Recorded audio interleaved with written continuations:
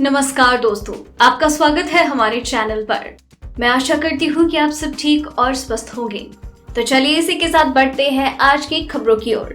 दोस्तों, 1 अगस्त से देश में अनलॉक 3 लागू हो गया है। वहीं सरकार ने अनलॉक 3 की गाइडलाइंस के तहत जिम और योग सेंटर खोलने की अनुमति दे दी है। अब ऐसे में किस किस नियम का सख्ती से पालन करना होगा, इसकी सटीक जानकारी हम आपको इस वीडियो में देंगे।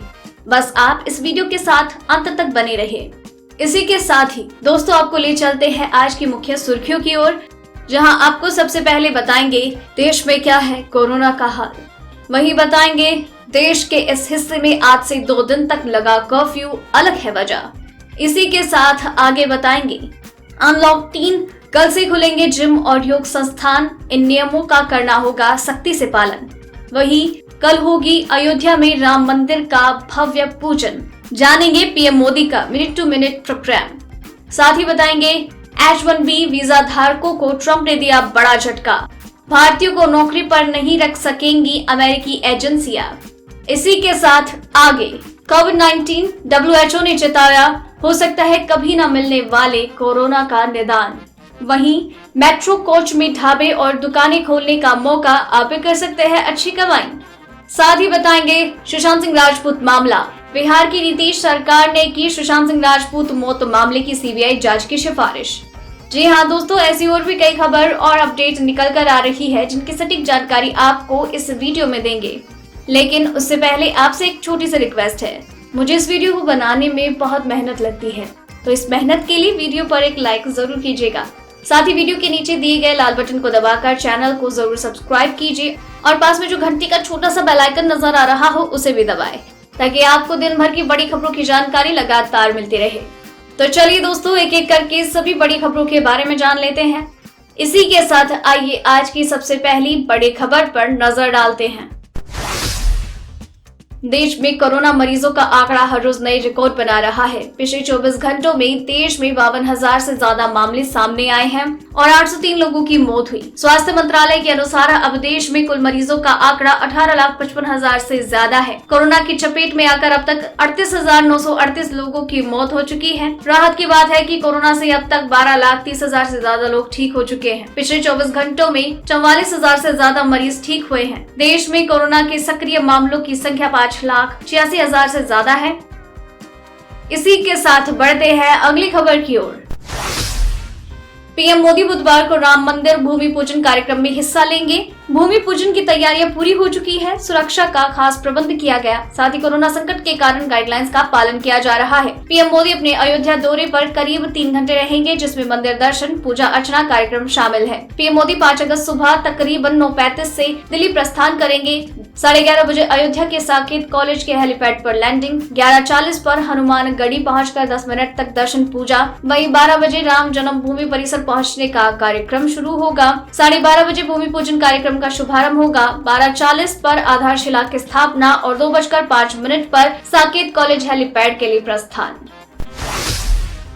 वहीं जम्मू कश्मीर से विशेष राज्य का दर्जा समाप्त करने की पहली वर्षगांठ पर अलगाववादी और पाकिस्तान परस्त गुट काला दिवस मनाने और हिंसक प्रदर्शन करने की योजना बना रहे हैं। इस प्रकार की सूचना मिलने के बाद श्रीनगर में 4 और 5 अगस्त को कर्फ्यू है। इससे पहले सोमवार को कोरोना के बढ़ते संक्रमण के कारण पूरी कश्मीर घाटी में 5 अगस्त तक के लिए फिर से पूरी तरह प्रतिबंध लगाया जा चुका है। पूरी घाटी में प्रतिबंध के दौरान आवश्यक सेवाओं और आपातकालीन चिकित्सा सेवाओं को छोड़कर अन्य किसी भी प्रकार के आवागमन पर पाबंदी है। अधिकारियों ने ज्यादातर सड़क और बाजार सील कर दिए हैं और जनता के सहयोग की अपील की है।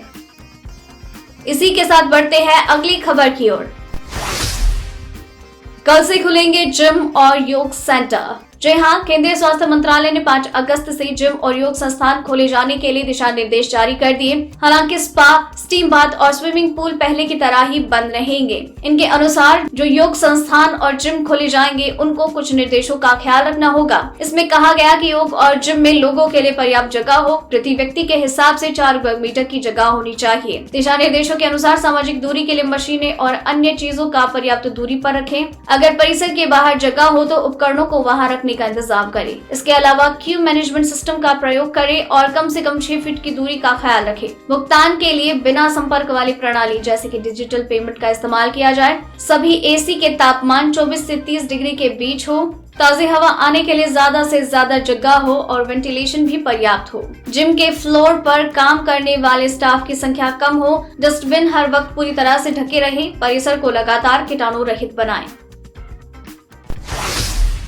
वहीं बड़ी खबर, कोरोना महामारी ने पूरी दुनिया को अपनी गिरफ्त में ले रखा है। पूरा विश्व इस मर्ज की दवा इजाद करने में लगा है। ऐसे में WHO ने एक डरावनी चेतावनी जारी की। स्वास्थ्य संबंधी दुनिया के सबसे बड़े संगठन का कहना है कि वैक्सीन बनने के दृढ़ विश्वास के बीच संभव है कि कोरोना महामारी का प्रभावी समाधान कभी न निकले। साथ ही कहा, हो सकता है कि सामान्य स्थिति बहाल होने में लंबा वक्त लगे। WHO के महानिदेशक टेड्रोस एधनोम घेब्रेयेसस और संगठन के आपातकालीन प्रमुख माइक रयान ने सभी देशों से स्वास्थ्य उपायों को सख्ती से लागू करने का आह्वान किया, जिसमें मास्क पहनना, सामाजिक दूरी, हाथों की सफाई और जांच शामिल है। इसी के साथ आगे बढ़ते हैं अगली खबर की ओर।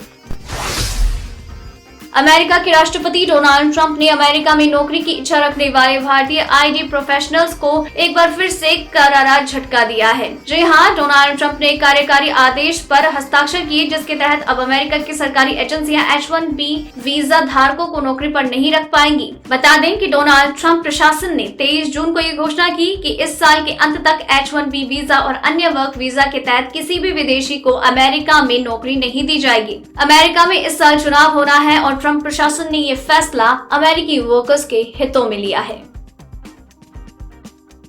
दोस्तों, वीडियो में और भी काफी महत्वपूर्ण खबरें बची हुई है, इसीलिए इस वीडियो के साथ बने रहिए। तो चलिए बढ़ते हैं अगली खबर की ओर, लेकिन उससे पहले देखिए बिहार और असम की बाढ़ की एक ग्राउंड रिपोर्ट।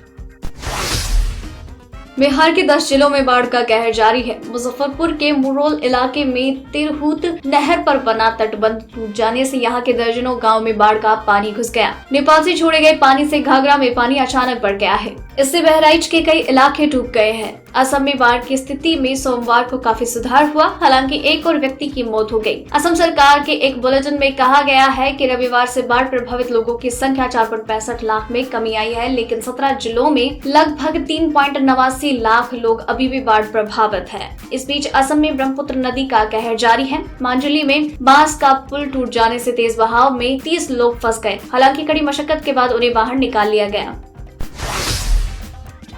वहीं भारी बारिश और नदियों के बढ़ते जलस्तर के कारण उत्तराखंड, उत्तर प्रदेश, बिहार और असम में तबाही है। वहीं मौसम विभाग ने दिल्ली, उत्तराखंड, महाराष्ट्र, ओडिशा, बंगाल में अगले 48 घंटों में भारी बारिश की चेतावनी जारी की। मुंबई में हाई टाइड का अलर्ट जारी किया। भारतीय मौसम विभाग ने आज बंगाल की उत्तरी खाड़ी में कम दबाव क्षेत्र के बनने के अनुमान लगाए हैं। इससे ओडिशा और बंगाल के विभिन्न जिलों में भारी बारिश की संभावना है। मौसम विभाग के अनुसार अगले 48 घंटों में राजस्थान, यूपी, बिहार और पश्चिम बंगाल में गरज के साथ बारिश की संभावना है। मंगलवार की सुबह दिल्ली और आसपास के इलाकों में मूसलाधार बारिश हुई। इस बारिश से दिल्ली के लोगों को उमस भरी गर्मी से राहत मिली और राज्य का तापमान भी कम हो गया। मध्य प्रदेश के कई इलाकों में मध्यम से भारी बारिश की संभावना है, जहां अभी तक मानसून बहुत सक्रिय नहीं रहा। इसी के साथ अगली खबर, सरकारी तेल कंपनियों के द्वारा आज पेट्रोल और डीजल की कीमत में कोई बदलाव नहीं है। हालांकि 30 जुलाई को दिल्ली सरकार ने डीजल के दाम में 8.36 रुपए की कटौती की, जिससे डीजल के दाम दिल्ली में हो गए हैं 73.56 रुपए प्रति लीटर। आज दिल्ली में पेट्रोल की कीमत 80.43 रुपए प्रति लीटर है। IOCL की वेबसाइट से मिली जानकारी के अनुसार कोलकाता, मुंबई और चेन्नई में 1 लीटर पेट्रोल की कीमत क्रमशः 82.05, 87.19 और 83.63 है और डीजल 77.06, 80.11 और 78.86 रुपए। वहीं सुशांत सिंह राजपूत के केस में एक बहुत बड़ा मोड़ आया है। जी हां, बॉलीवुड अभिनेता सुशांत सिंह राजपूत की मौत के मामले की जांच को लेकर बिहार की नीतीश सरकार ने सीबीआई जांच की सिफारिश कर दी है। इससे पहले बिहार के मुख्यमंत्री नीतीश कुमार ने सोमवार की रात सुशांत सिंह राजपूत के चचेरे भाई और बीजेपी विधायक नीरज बबलू से फोन पर बात की। दोनों के बीच तकरीबन 10 मिनट तक बात हुई, जिसमें नीतीश कुमार ने सुशांत मामले पर नीरज बबलू से पूरा अपडेट लिया। इस दौरान नीरज बबलू ने सीएम से इस मामले की सीबीआई जांच की मांग की थी। साथ ही उन्होंने मुंबई पुलिस की कार्यशैली पर भी कई गंभीर आरोप लगाए। इसी के साथ बढ़ते हैं अगली खबर की ओर। रैपिड रेल प्रोजेक्ट को रफ्तार देने के लिए दिशा निर्देश तैयारियों को अंतिम रूप दिया जा रहा है। फिलहाल ट्रैक से लेकर ट्रेन सेट तक सभी का एजेंडा फाइनल किया जा रहा है। दो प्रमुख चरणों में काम भी तेजी से चल रहा है, जिससे दिल्ली से मेरठ का सफर वर्ष 2025 में 1 घंटे से भी कम समय में पूरा हो सके। शुरुआत में दिल्ली से मेरठ तक रैपिड रेल के 30 ट्रेन सेट और मेरठ मेट्रो के 10 ट्रेन सेट चलेंगे। इसके लिए टेंडर को मई 2020 में फाइनल कर दिया गया। वेबसाइट पर टेंडर स्वीकार पत्र के डाउनलोड होने के बाद ट्रेन सेट की संख्या सामने आई है। 82 किलोमीटर की इस रेलवे ट्रैक पर मेरठ सीमा में मेट्रो की दौड़ने का प्लान है। इसके लिए मेरठ मेट्रो के अलग से स्टेशन तय किए गए हैं। वहीं दोनों ट्रेनों के कोच बनाने का जिम्मा गुजरात के निर्माण करने वाली बोमेडिया कंपनी को सौंपा गया है। वहीं कोरोना काल में लोगों पर आर्थिक संकट मंडराया हुआ है। मंदी के इस दौरान में लोग कोई नया बिजनेस शुरू करने से कतरा रहे हैं। ऐसे में नोएडा मेट्रो ने रोजगार का एक बेहतरीन मौका दिया है। दरअसल Noida metro rail corporation limited ने मेट्रो कोच में रेस्टोरेंट दुकान खोलने के लिए आवेदन आमंत्रित किए हैं। इससे आप शानदार कमाई कर सकते हैं। NMRC के अनुसार आपको मेट्रो कोच में दुकान, ढाबा और रेस्टोरेंट खोलने की अनुमति दी जाएगी। इसके लिए आप 13 अगस्त तक आवेदन कर सकते हैं। NMRC ने सेक्टर 137 मेट्रो स्टेशन के सामने व्यवसाय के लिए मौका दिया। बता दें कि इसके लिए किसी भी बिल्डिंग की जरूरत नहीं होगी। दोस्तों, आज की खबरों में बस इतना ही। अगर आपको भी ये खबरें अपने मोबाइल पर हर दिन यूं ही चाहिए तो इस वीडियो के नीचे दिए गए इस लाल बटन को दबाकर चैनल को सब्सक्राइब कर लीजिए और साथ ही साइड में दिए गए इस घंटी को भी दबाएं। और अगर आपने ये वीडियो पूरा देखा है तो अपना नाम नीचे कमेंट बॉक्स में जरूर लिख दीजिएगा। फिर मिलते हैं कल। जय हिंद, धन्यवाद।